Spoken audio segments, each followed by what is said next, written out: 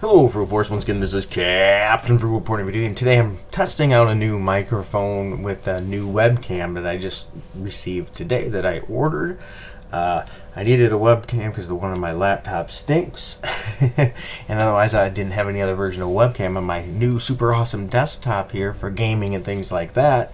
I need one, so I got this webcam and it has a mic in it, so I'm going to give it a test here. So anyway, I seen this article on bounding into comics. I've been seeing a lot about this, so I just figured, you know what, I'm going to read it through and give my thoughts on it as well. So once again, this article can be found Bounding into Comics by Spencer Bakuli, May 29th, 2020. It's his opinion, breaking down CBR's quickly deleted Memorial Day op-ed claiming Captain America wasn't a hero. Now, I did see that, and I had an opinion right off the bat that it was complete garbage. I'm glad they took it down in a way, or in fact, I sort of wish they would have let it stay so everyone could take more shots at it, because it was such a garbage tier thought there, if you will, especially on Memorial Day. Anyway, this article says Captain America has not seen an assassination attempt this blatant since being shot in his stomach on the steps of the federal courthouse by a mind-controlled Sharon Carter at the end of Civil War. And I say bravo, that is so true. I mean, this was ridiculous.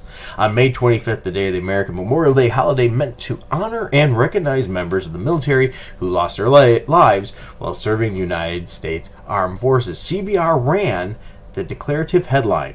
I mean, of all these, they knew they were doing this. They hadn't been doing this for clicks to stir up trouble. Steve Rogers wasn't a hero for becoming Captain America. He was selfish. Top an op-ed written by staff writer Caleb Clark. Now, I'd like to challenge anybody. When has Steve Rogers been selfish in the comic books? Even when it came to Civil War, his thoughts were about everybody else and laid his side down because of the collateral damage. So there's so much wrong, absolutely ridiculous with that statement alone. Clark asserts that the decision for Steve Rogers to become Captain America is inherently selfish. Now, just remember, Steve Rogers was a young man that physically was not great and would give anything to serve his country, possibly die to save the country. How a moron could get that to consider that to be something as selfish makes me scratch my head, and the pure idiocracy of them. And you know what? It's from CBR, so I guess it makes sense, right? Because you can't expect much sense from CBR. Anyway, quote, Captain America is one of the most important characters in Marvel history, and without him, many of the great stories of the Marvel Universe would not happen or wouldn't be the same. That's true. He was in the thick of it in tons of these events, even when these crossovers, even when they first started. When we started seeing a lot of these multi-character events right back in Secret Wars, Captain America was right there, forefront and center. We've seen him in Infinity Gauntlet. You know, all these, even though I'm not a big fan of all these, these large multi-crossover events, especially over the last few years, they've been pretty garbage tier. But in the early days, they were pretty interesting. And, you know, don't at me with that. Actually, go ahead and at me with that if you want. Let me know in the comments. Did you like the earlier crossovers where all these heroes got together, because that was a unique thing back then. We just didn't see it too much. Well, anyway, I'm getting off subject here. All right, it says he is central to the entire framework of Marvel storytelling, and Captain America is emblematic of justice, honesty, and perseverance, making him the ultimate culmination of the American ideal. However, the decision for Steve Rogers to become Captain America is inherently selfish. Okay, they were right on all parts until that becoming selfish part. That was ridiculous.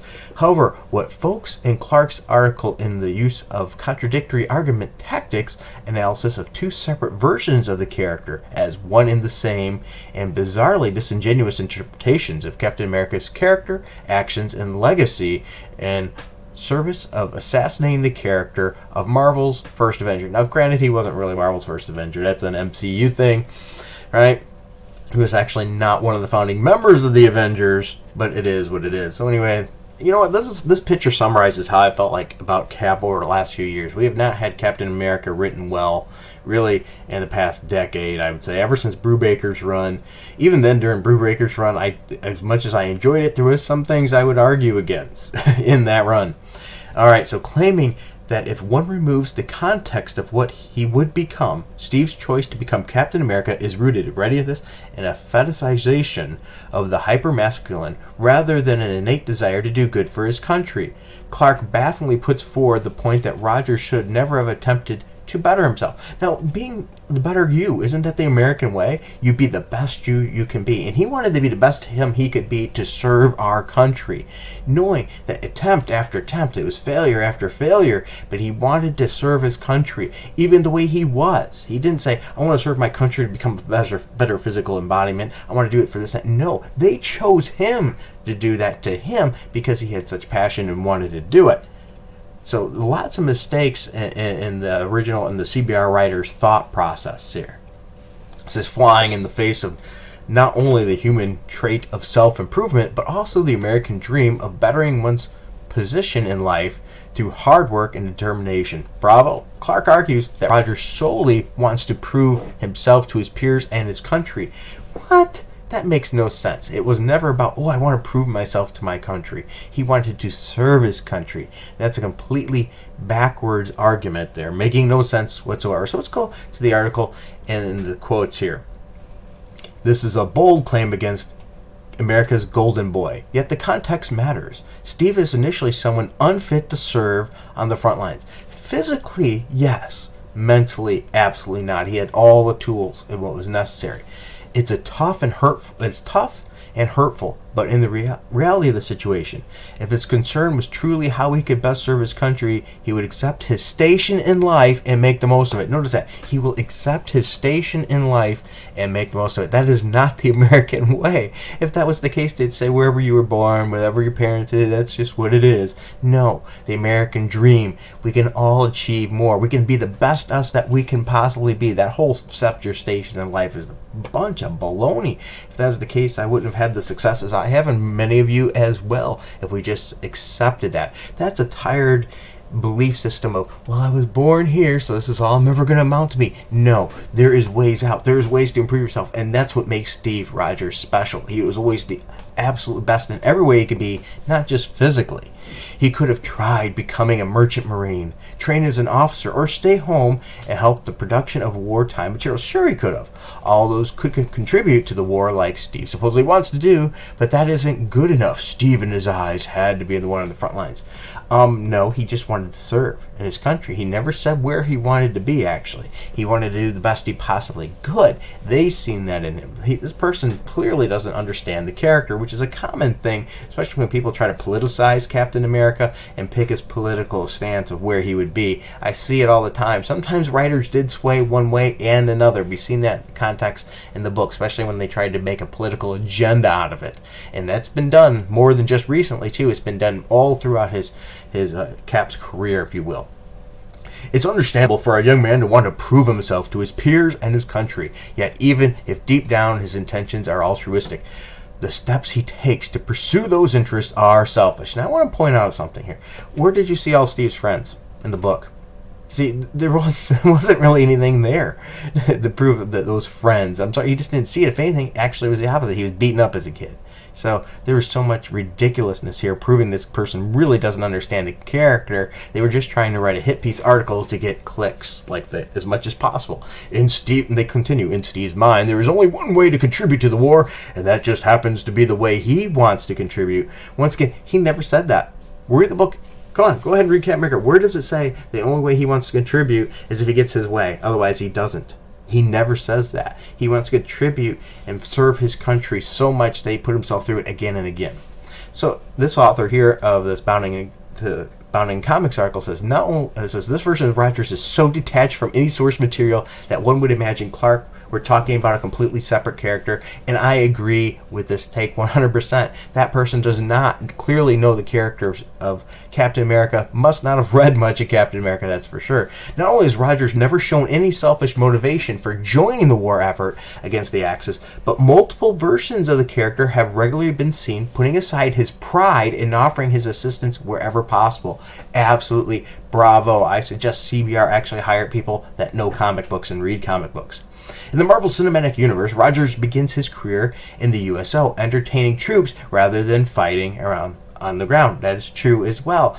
they used him that way even in the MCU. In the 616, when sapped of his super soldier serum, which has happened more than once, I might add, Rogers passed the shield to Sam Wilson and accepts a new post as the Avengers tactician and chief of civilian oversight for S.H.I.E.L.D. Right, and that's only one of the more recent ones. In the past, too, he's also found that he wasn't the right fit, and he gave up his position of Captain America and went aside as Nomad. So he's also lost his powers before. And even without his powers, he still wanted to fight for right as long as he could. So there's so many interesting points that can be made about this. Ultimate Captain America, in the face of a shattered United States on the brink of civil war, Rogers begrudgingly accepts his election as President of the United States in order to help reunite the country. Hardly the actions of a man who considered only one way to contribute to the war. I will say this author here is absolutely smacking down the CBR author and is 100% right. Look at that. You gotta love it. Hilariously, it would be noted that Clark would not make his point without both asking readers to consider, and here in quotes, removing the context of what he would become, to see his actions as selfish, but then hypocritically ask the same audience to remember that context matters. You gotta love it when these people try to use double standards to prove a point, because they hope that you don't catch those things. They want you to see things in their way. CBR has a lot of weirdos in there, and they sure want to make a point of teaching you a certain viewpoint and twisting things, because they just don't understand. Now, when providing evidence that Rogers is selfish, either context matters or it does not. It cannot be selectively accepted or dismissed, and that's a common problem with an ideologue that has only one point of view. They refuse to see anything else that runs counter to it. You can't have a hard point that's so your view that you automatically remove everything else. We have this self-serving bias. You can pretty much Google anything and get something to support your view, no matter how wrong it is. There might be so much evidence piled up against it, but there'll be that one article or something that helps field your view, and that's what they'll use. In an attempt to further his crazy point, Clark turns to two different versions of Rogers during the same event, comparing the 616 and MCU versions of his role in Civil War, citing Rogers' famous "No, you move" speech, which was by a very big leftist, might add, to Spider-Man during the crossover storyline. Clark states that it highlights Cap's tendency to respond to things with violence. What? That makes no sense. Once again, why did Civil War end? Because of Cap thought it was too violent and it was not worth the damage. So, boy, this person does not read their comic books. Now, here it is. Once again, this quote also highlights Cap's tendency to respond to things with violence. In fact, Cap is an impulsive person, and his first response to opposition is to beat it down. Have you ever read any Cap comic books? Holy cow. These aggressive impulses are hidden beneath a veneer of tough American grit and freedom fight. And I will say, Cap has been a little bit impulsive and ran in several times on things that maybe should have took a little more time to think. But if you actually look, Cap is an incredibly smart tactician, and that's one of the reasons he's been very successful in the comic books and on teams and things of that nature. It's because he doesn't just run in. He actually, remember, he thinks at a faster pace than a standard human and puts things together in a way that it should be done. But the reader would know that if they actually knew Captain America. Here we go. One has to question whether Clark actually read the entire event or simply a summary on a Wikipedia page. I'm guessing a Wikipedia page. Cap does not oppose Tony simply because of an ideological difference, such as political alignments or social beliefs, but rather because, here we are, Tony is set to turn America's superhumans into a parliamentary force under the command of the U.S. government, which is absolutely right. This article by Bounding in Comics is on point. I'm greatly enjoying it. Nuance is a very foreign concept to contemporary public discourse, but there's clearly far more at stake with both the Superhuman Registration Act and of Accords, which I can't, Sokovia, there it goes, Accords, than the more simple disagreements and hurt feelings. And how true is that? This, that's one of these problems with these writers from like CBR and other sources that tend to run on emotion rather than actual thought and critical thinking skills. They can't do that because, they're butthurt over everything. In fact, after realizing that his militant opposition to the Superhuman Registration Act has only caused harm, and this was what I was mentioning earlier, to the civilians he sought to protect, Rogers accepts the selfish nature of his actions and surrenders willingly, bringing the Civil War to a conclusion. So if you catch that, he realized, even though I think this might be the best, it's not worth who it's going to kill, who's going to get caught in the crossfire. The ends don't justify the means. He's actually thinking at a deeper level. Look at this. Look at that. He's crying too. They're right. We're not fighting for the people anymore. They were first, but not anymore. Look at us. We're just fighting. That is not somebody that's impulsive and just acts. That is not somebody that's selfish. This is the look of reactions of somebody that cares and was thinking even more. Clark's engagement with the material is further brought into question with a complaint about Rogers' tendency to respond to things with violence. Strange considering that the entire comic book genre and media is built on thrilling scenes of action, combat, and adventure. Yeah, that's a good point. You got to use violence sometimes. Contrary to what a comic book journalist and Twitter activism may claim, audiences are not turning up in droves to read comics. They're not, and much less one featuring Captain America, which is sad to say. Captain America's sales have not been good. They were good during Brubaker's time. There were periods where it was good and periods where it wasn't good. Recently, not. And which absolutely makes no sense because Captain America Steve Rogers has a high point in popularity all across the world because of the MCU, but yet it still can't drive the sale of comics, which should make you scratch your head and say, what is wrong with these comic books? Why can't they draw that connection and correlation to make people interested? To see long-form conversations scroll across massive page-long word bubbles set against uninteresting and less than dynamic artwork is probably the problem right there. The 616 version of Rogers is then conflated with the MCU version as Clark points to Rogers' part in the events of Avengers Infinity War Endgame as further support for the Star-Spangled Avengers' instinct for aggression and desire for revenge. He notes that Cap leads the remaining Avengers to hunt down Thanos and ultimately kill him. Again, it is questionable whether Clark actually viewed the media he is citing, as Cap was not the driving force for revenge against Thanos. That's true. Burning with shame and humiliation from him defeating Infinity War, Thor leads the Avengers to hunt down Thanos in the opening minutes of Endgame and is the same Norse hero who decapitates the Mad Titan. Rogers' goal through the entire film was to restore what was lost, and that's key right there.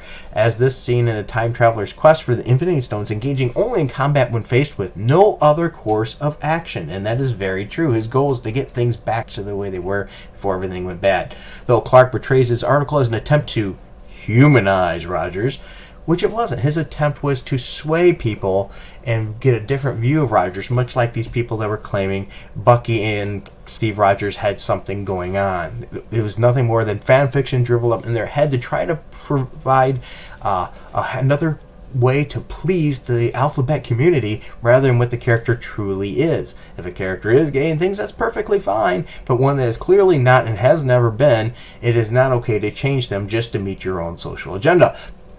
So anyway, though Clark portrays in his article to attempt to humanize Rogers, Marvel fans across the spectrum of fandom took massive issue with the glorified hit piece, and they should have, and I'm glad they did, confused and arranged that such of a beloved icon could be interpreted in such an uncharacteristic way, showing once again that a lot of CBR people don't have a clue what's going on. Facing an insurmountable wave of backlash, CBR ultimately deleted Clark's article and has not commented on the issue since. It would appear that unlike Clark, fans who cared and understood the character, flaws and all, were able to take away the message of Cap's heroic words. And end quote.